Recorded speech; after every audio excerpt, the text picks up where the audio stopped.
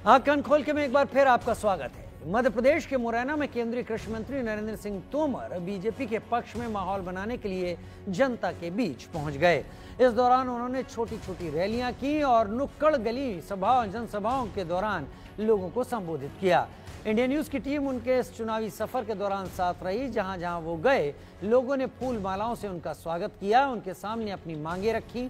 केंद्रीय कृषि मंत्री नरेंद्र सिंह तोमर ने भी लोगों को भरोसा दिया और कहा बीजेपी ही उनके साथ हर वक्त खड़ी रही है और आगे भी उनके साथ हर मसले को हल करने के लिए साथ रहेगी। तोमर जहां भी गए, बीजेपी प्रत्याशियों को जिताने की अपील करते दिखे।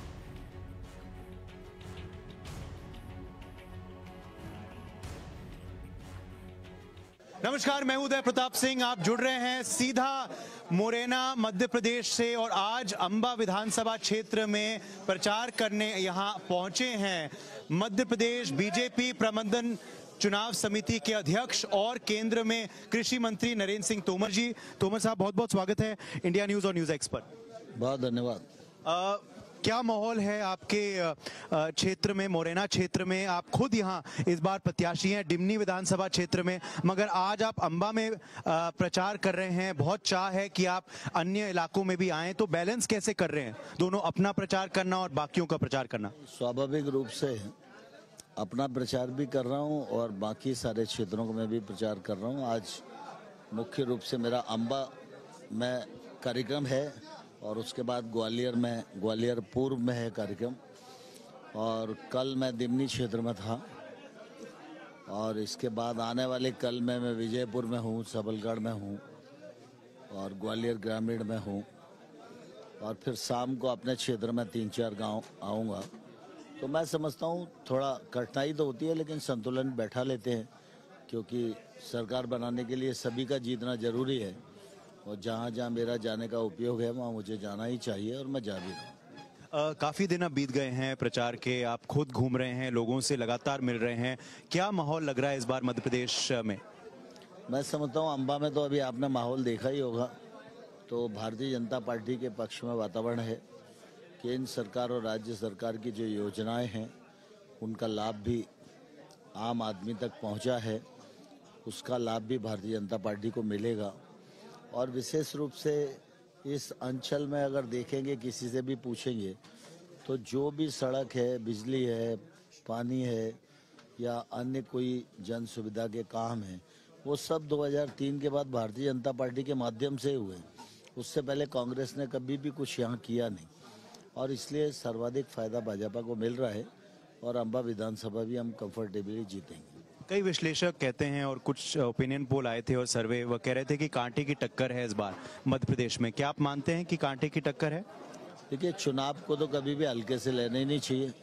चुनाव एक चुनौती है और संघर्ष हम लोग कर रहे हैं, लेकिन भारतीय जनता पार्टी के पक्ष में जो जनता का रुझान है उसके आधार पर मैं कह सकता हूँ कि भारतीय जनता पार्टी सरकार बनाने में सफल होगी। कांग्रेस इस बात को लेके जनता के बीच जा रही है कि हमें बहुत कम महीने मिले, हम और भी करना चाह रहे थे मगर बहुत कम महीने मिले और विश्वासघात हुआ जनता के संग, जो जनता ने पिछली बार फैसला दिया था। उनके इस बयान पे आप क्या कहेंगे? ये देखिए, दरअसल क्या है, उनकी 18 महीने की सरकार रही, उसने जो वायदे किए थे तो वायदे 900 थे, 900 में 9 पर भी काम नहीं किया। लेकिन इससे पहले देखो कि कांग्रेस तो 2014 से 10 साल कांग्रेस में थी पहले, और 2003 से पहले मध्य प्रदेश में थी। तो कोई उपलब्धि हो तो उनको लोगों के सामने रखना चाहिए ना। कोई उपलब्धि है ही नहीं उनके शासनकाल की, तो इसलिए कांग्रेस तो असत्य की बैसाखी पर चल रही है। आप खुद कृषि मंत्री हैं, तो ये सवाल लाजमी है कि पिछली बार हमने देखा था काफी हद तक किसानों ने उनका समर्थन किया था कर्जा माफी के वायदे की वजह से। इस बार किसान की मन की बात क्या है नरेंद्र जी? देखिए, दरअसल क्या है, किसान की कर्जा माफी का उन्होंने प्रॉमिस किया था। यहाँ जितने बैठे हैं सब किसान ही हैं, कोई शहर का आदमी नहीं, किसी का भी कर्जा माफ नहीं हुआ। और कर्जा माफी ही अकेला विकल्प नहीं है।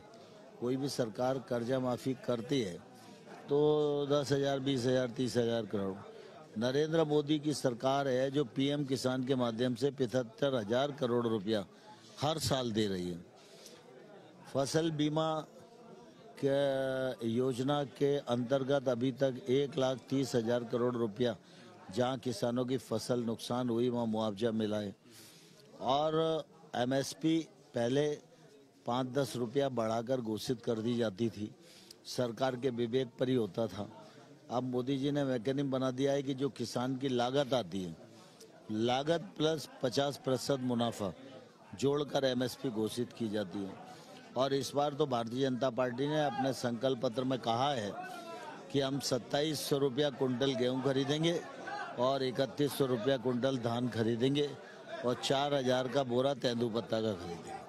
एक और भी जो वायदा हुआ है लाडली बहनों की के लिए और महिलाओं के लिए, वो कहीं ना कहीं कह रहे हैं कि एक्स फैक्टर हो सकता है इस बार। क्या आपको लगता है कि महिला वोटर जो हमेशा नरेंद्र मोदी के प्रति आस्था जिन्होंने रखी है आज तक, वो कहीं ना कहीं आपके लिए एक्स फैक्टर हो सकते हैं साबित इस बार? स्वाभाविक रूप से महिला सशक्तिकरण के लिए केंद्र सरकार ने और राज्य सरकार ने बड़ा काम किया है।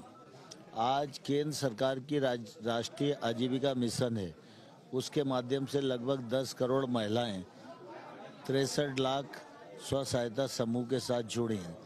उनको केंद्र सरकार फंडिंग करती है और जहां जहां समूह सक्षम हो जाते हैं वहां बैंक से लिंक भी कराते हैं।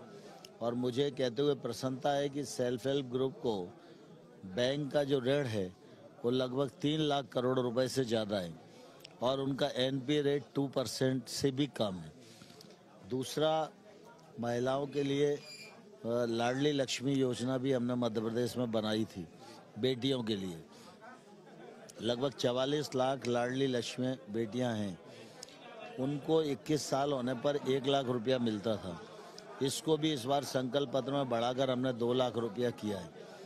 लाडली बहना योजना बहुत अच्छी योजना है। इसमें 1250 रुपया पर माह हमारी बहन को मिलता है और ये लाभ लगभग 1 करोड़ 31 लाख महिलाओं तक पहुंच रहा है। तो निश्चित रूप से इन सब चीज़ों से लोगों के जीवन स्तर में बदलाव आ रहा है, गांव का जीवन बदल रहा है, घर की तस्वीर बदल रही है। इसका फायदा भारतीय जनता पार्टी को मिलेगा।